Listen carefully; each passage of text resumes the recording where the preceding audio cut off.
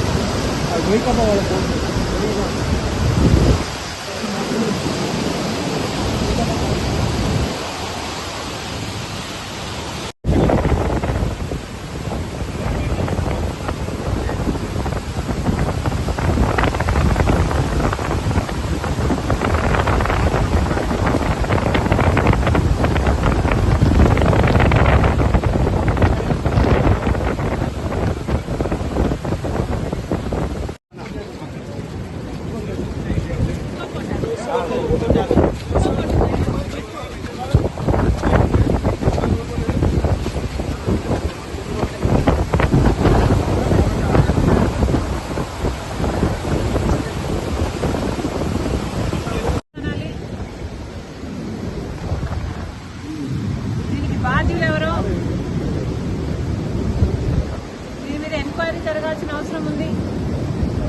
అసలు ఇలాంటివి మళ్లీ మళ్లీ జరగకుండా ఎందుకు కట్టడి చేయలేమో ప్రభుత్వాలు ఆలోచన చేయాలి. బికాజ్ ఇంతకు ముందు కూడా ఇలాంటిదే జరిగింది అని వింటున్నాం.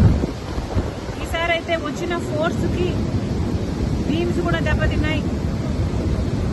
ఇది సామాన్యమైన దెబ్బ కాదు. ఇంత హిస్టారికల్ బ్యారేజ్, ప్రకాశం బ్యారేజ్ కి ఇంత పెద్ద దెబ్బ తగిలింది అంటే దీన్ని చాలా సీరియస్ గా తీసుకోవాల్సిన అవసరం ఉంది. కఠినంగా శిక్షించకపోతే, పెనాల్టీ పెద్దగా లేకపోతే మళ్లీ మళ్లీ జరిగే అవకాశం ఉంది. కాబట్టి ఇది చాలా సీరియస్ గా తీసుకోవాల్సిన అవసరం ఉంది. అంతేకాకుండా యాజ్ సూన్ యాజ్ పాసిబుల్ మరమ్మతులు కూడా చేయాల్సిన అవసరం ఉంది. గత ప్రభుత్వం, జగన్మోహన్ రెడ్డి గారి ప్రభుత్వం కనీసం ఎన్నో ప్రాజెక్టులకు కనీసం యాన్యువల్ మెయింటెనెన్స్ కూడా చేయలేదు. రాజశేఖర రెడ్డి గారు కట్టిన ప్రాజెక్టులకు కూడా కనీసం యాన్యువల్ మెయింటెనెన్స్ కూడా చేయకపోతే చాలా చోట్ల చూసాం మనం. గేట్లు కూడా ఊడి నదులలో తేలడం చూసాం. అలాంటి పరిస్థితులు రాకుండా ఈ ఒక్క బ్యారేజ్కే కాదు, మిగతా ప్రాజెక్టులు అన్నీ కూడా రాష్ట్రంలో ఎక్కడెక్కడ ఏమేమి అవసరాలు ఉన్నాయో ముఖ్యమంత్రి దృష్టి పెట్టాల్సిన అవసరం ఉంది. వాటన్నిటినీ కూడా నివారించిన అవసరం ఉంది. మరొకసారి ఇంత వరద, ఇంత ఘోర విపత్తు వస్తుందని ఎవరమూ ఊహించలేదు. కానీ రెయినీ సీజన్ అంటేనే రెయిన్స్ వచ్చే సీజన్ కాబట్టి వీలైనంత వరకు ప్రికాషనరీగా ముందుకు ముందే ప్రభుత్వాలు, అధికారులు ఆలోచన చేసి డ్యామేజ్ కంట్రోల్ మోడ్లోనే రెయినీ సీజన్ మొదలు నుంచి ఉండాలని కాంగ్రెస్ పార్టీ కోరుతుంది. ఈ బ్యారేజ్కు సంబంధించి వెంటనే చర్యలు తీసుకోవాలి. ఎవరు దీనికి అకౌంటబుల్లో, ఎవరు దీనికి రెస్పాన్సిబుల్లో వెంటనే కనుక్కోవాల్సిన అవసరం ఉంది.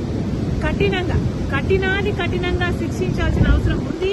ఎందుకంటే ఇది మళ్ళీ రిపీట్ కాకూడదు కాబట్టి.